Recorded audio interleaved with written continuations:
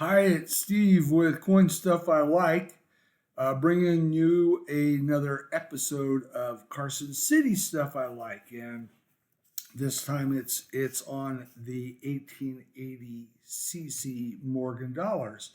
I'm doing this because I just picked up this coin here on the left and added it to my collection. I already had the slabbed MS65, and I have a circulated raw self slab version in my circulated raw collection. And I'd like to tell you why I got another 1880 cc Morgan dollar. First, let's go into the sort of, it's a little different sort of history in 1880 at the Carson City Mint with these Morgan dollars. The original mintage was 591,000, but a higher level mint official assayer found that some of the coins, one batch, did not fall into the variances that were allowed for the silver composition. And so they pulled the whole batch, which was 96,000 coins, and melted them before they even left the mint. So 495,000 is the adjusted output for 1880. Now, a large number, 131,587, went into government vaults and were remained there until the 70s and early 80s, where they were sold off as the GSA hoard. That accounted for 22% of that 495,000. So 22% of the 495,000 went into government vaults and then were largely uncirculated. So if you go into the estimated survival of 1880 cc Morgans, it's about 146,000, 170,000 are estimated to survive. That's about 29 to 34% of that original output. So you can sort of appreciate that most of the survivors are here because of the GSA hoard. In fact, the GSA hoard accounts for 77 to 90% of the total survivors. So most of the survivors are consequent to the GSA hoard are mostly uncirculated. So that is a pretty interesting history of the 1880 cc Morgan dollars from the get-go. But there's one other thing. In 1880, the Carson City Mint used two different reverses. It used a die or dies with a reverse of 1878, and you can appreciate that as sort of a more concave breast or flat breast, and then the feathers, you can see it's the parallel feathers, short knock parallel feathers. This is a reverse of 78. They also made they had used other dies that had reverse of 1879, and you can tell that by a more robust breast. And then also the angle, that top feather of the arrow quiver, the top arrow feather is angled. So there's some distinctions here, but essentially you have two types. You have the reverse of 1878 type and the reverse of 1879 type, and therein is the beginning of the rabbit hole for a serious Carson City collector. And this is not unusual to have two different reverses in for a single production. Even at the Carson City Mint, they in 1875 you had dimes that had the mint mark above the bow and below the bow.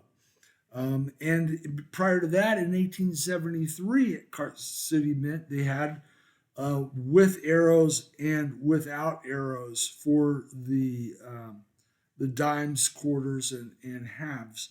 And when I say with arrows, that there are arrows on either side of the date, and then without.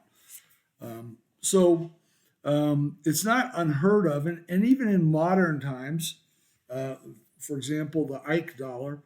In 1972 in Philadelphia, they used three different reverse dies, so three different reverse types for the 1972 Philadelphia no mint mark Ike, and you can see pictures of those here.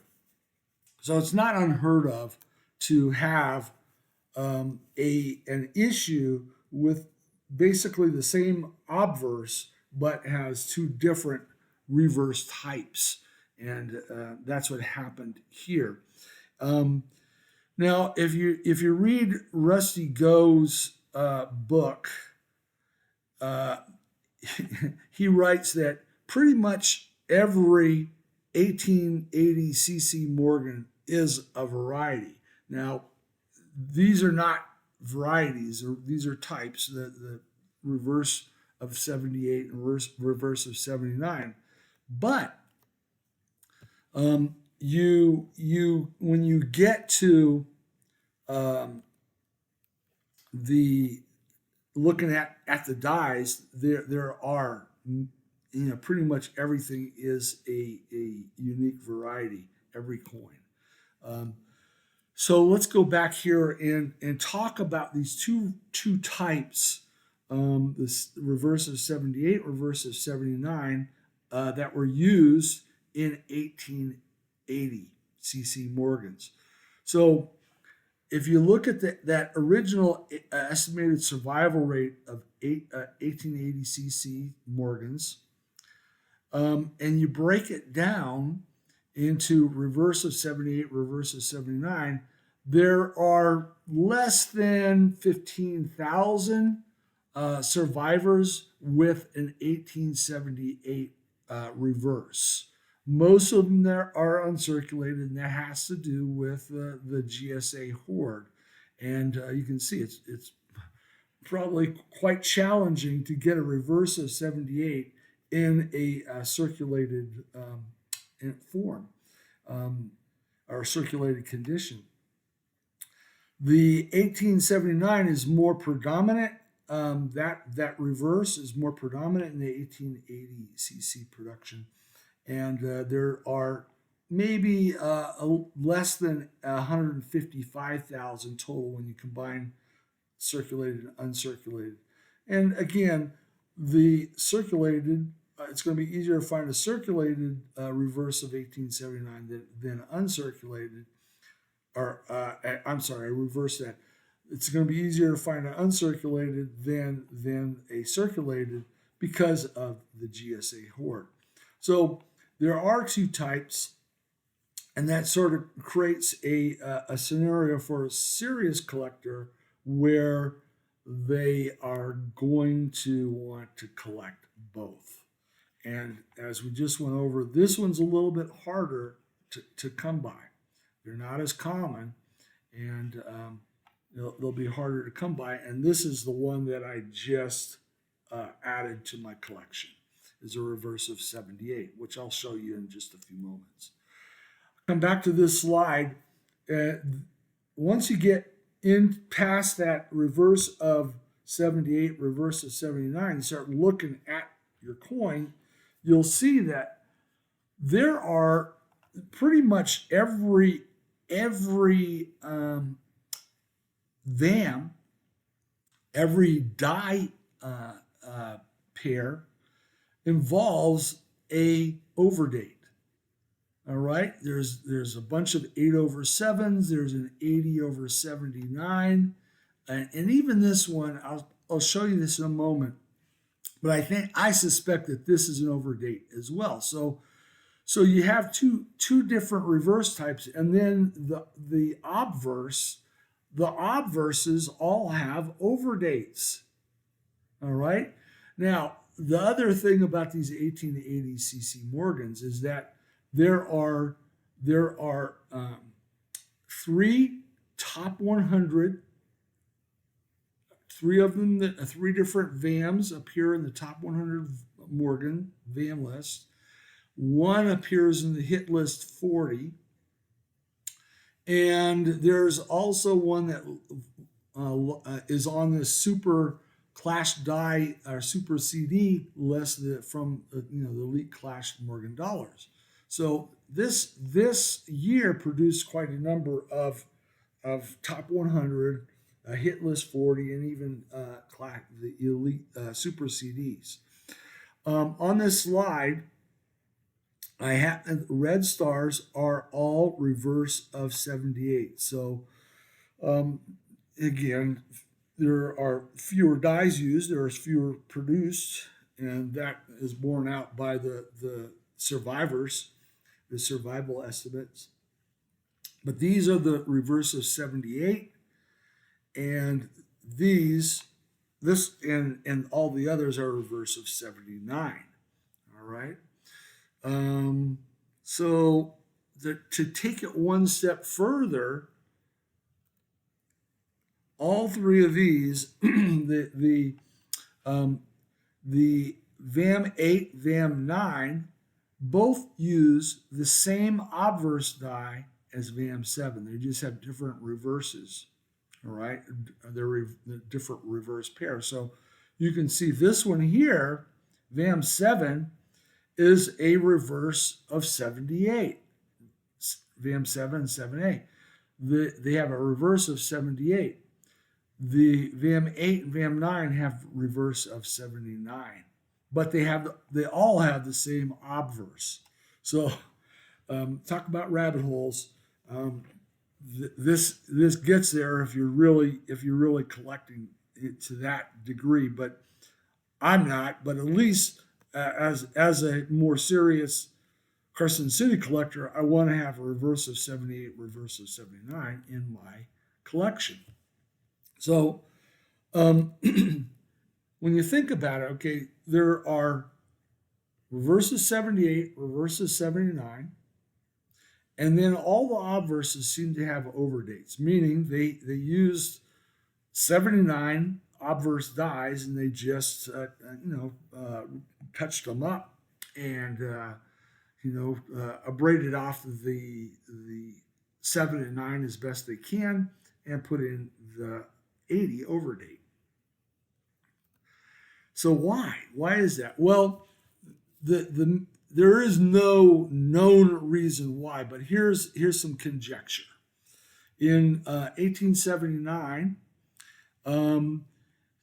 at the Carson City Mint, they minted silver dollars pretty normally through April, January through April. But at the end of April, the higher ups told the Carson City Mint that they had to cut their workforce and hold off production. So they went through that, and then so it was pretty. Nothing was happening basically from the end of April until August. And in August, they had a reduced workforce. Well, actually, as history goes, the Carson City superintendent said, I don't want to reduce the force, but we'll ask them to reduce their hours because you didn't want to lay people off of their jobs. So in August, they had part-time workforce. Essentially, they worked from morning until noon, and then that was it. Then they closed shop. So they produced just a little bit between August and December. But then they were told again, they said, no, we want you not to produce any more coins. That was in the beginning of 1880. And then they said, okay, well, we're gonna let you start ramping up, but you can't ramp up until you have 2 months of bullion on hand. And by the end of 79, early 80, they had virtually no bullion on hand. So they had to acquire the bullion from the mines, etc. And they finally resumed production in May, on May 17th, 1880, of silver dollars. So the conjecture is that there was probably some suspicion that they might not even be allowed to open in 1880. They may not have been sent dies. And when they were given the go ahead, once you get all the bullion, they did a little bit of work. They brought some dies that they may have had that were in good shape or hadn't been used. The obverses they abraded off to 79 and overdated 80, and they used the reverse dies from 1878, 1879, and I think that's how we get what we see with the 1880 cc Morgan dollars. That's conjecture, but it's when you look at reverse of 78, reverse of 79, and every coin seems to be an overdate, or every die is an overdate die, producing those VAMs. That's likely what happened. So let's take a look at the ones from my collection. This is the one I just got. I got it because it had some cameo appearance. It's definitely a 63. You can see the fields and the cheek and so forth. It's definitely a 63. But this is a VAM 4, which is a reverse of 78, and it has an 80 over 79 overdate. So you can see the remnants of the 7 and 9 under the 8 and the 0 in 1880. This is a top 100 VAM. So there's the coin a little bit closer, and see a little bit of cameo effect to it. Not enough to get a cameo designation. And you can also see the chatter that brings us in at 63.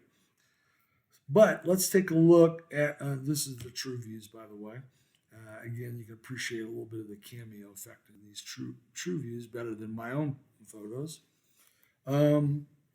So you look on the image on your left, and you can see reverse of 78, that parallel top feather. And in the image on the right, you can see some remnants of the 7 here underneath the 8, and some remnants of the 9. So this is an overdate, 80 over 79, reverse of 78, VAM 4. The next one that I already had in the collection, and I've shown it in a prior video when I was going through all the Carson City silver dollars. I'll put that video link in the description.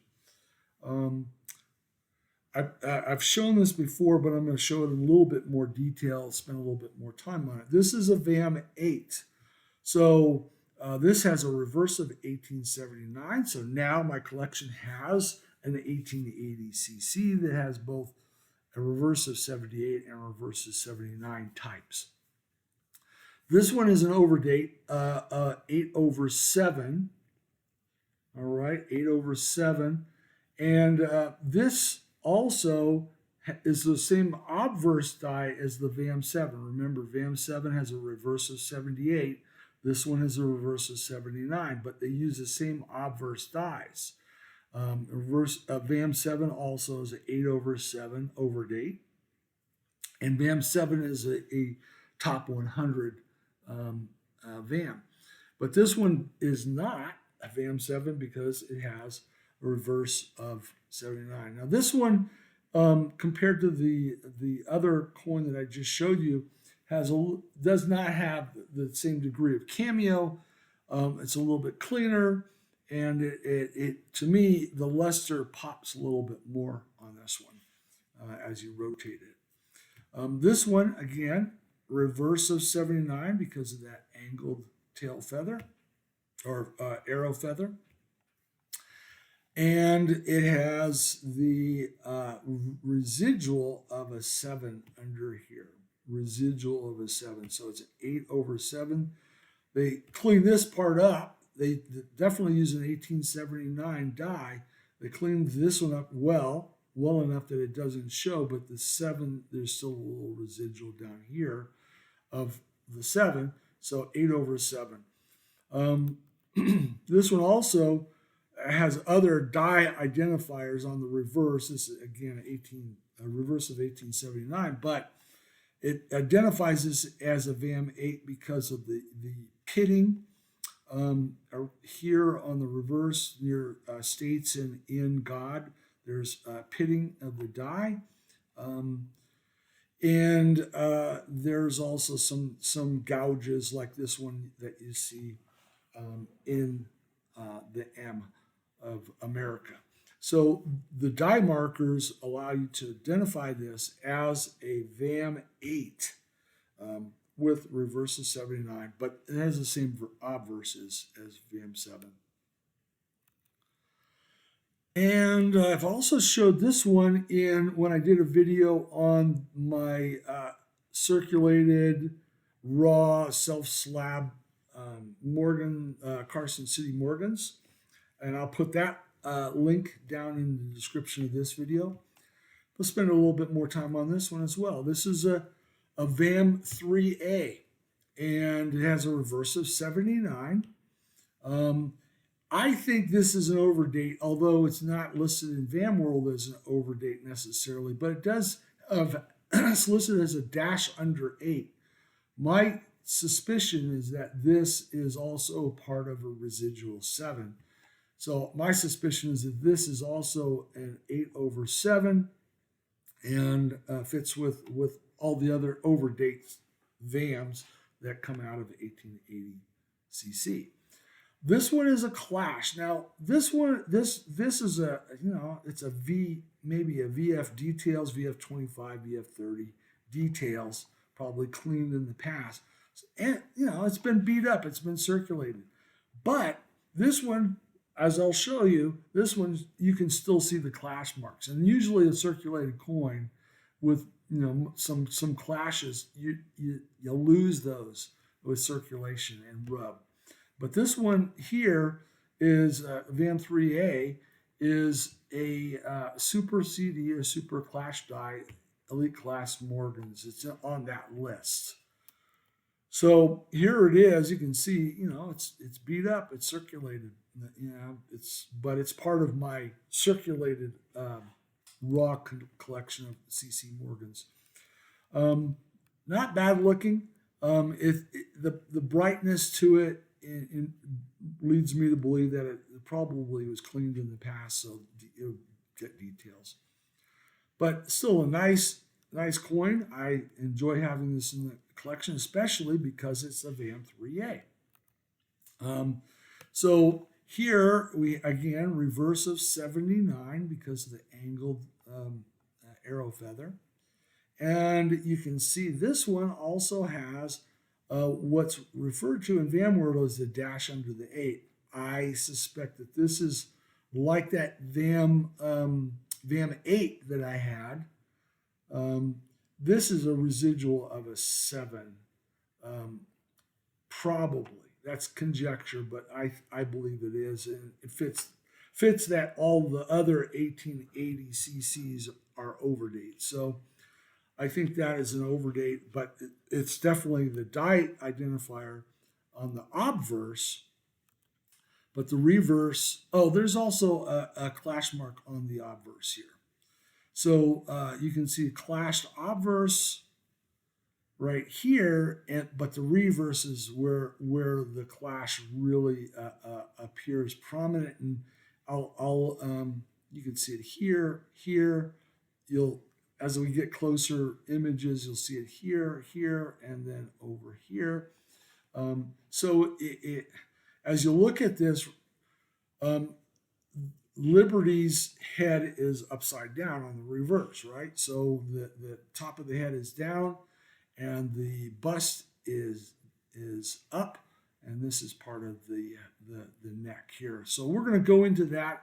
This is the obverse clash, another obverse die marker for the 3A, and this is the reverse markers. Let's look at those. So reverse markers, you can see clash here, clash here. Now, what is this? This is the chin. So the chin line is coming in here, and then there's some lips in here, and we see lips going into nose here. So lips going into nose and going up. It's Liberty has a pretty much a straight line from the tip of the nose up to the forehead, and that's what this is here. Again, this is a beat up circulated example, but it still has evidence of the clash that's still there after all the wear on this coin. So we'll take it back a little bit more, and we'll see that here's the nose coming down here, lips, and remember there's a chin in here, right here. That's a little bit fainter. There you go. Chin, neck. There's a little closer look of the neck. Now, these also, there's a couple of other markers. There's a break here and a break here in the die. Right there and right there. There's a break. And then there's also a break up in here within the NG. And then also looking a little closer, here is the other side. This is the back of the neck. This is hair, right? And then again coming back to the broader picture, here is nose, lips, chin, neck, and then there's hair over here. So it's a pretty cool one, even though it's beat up. But if you get coins, you wanna look and see what die produced that coin, and this one here is one of the top clashed die Morgans. So there you have it. A little bit of a rabbit hole for me, but I wanted to have both types, a reverses 78 and reverses 79 in the collection. I already had reverses 79 in my collection, and then also in the raw collection. I'm not going to go looking for a reverses 78. Remember what the estimated survival rate is only around 300 to 500 of those. So it'll be pretty hard to find those. I'm not going to add that to a raw collection. But my primary collection, the slab collection, definitely I wanted to have that reverses 78 added in there, so I have both types. So thank you for watching. Remember, buy stuff you like, but be smart about what you buy. And I guess be careful about going down rabbit holes. Again, thank you for watching. We'll catch you next time, and we'll see you then. Bye-bye.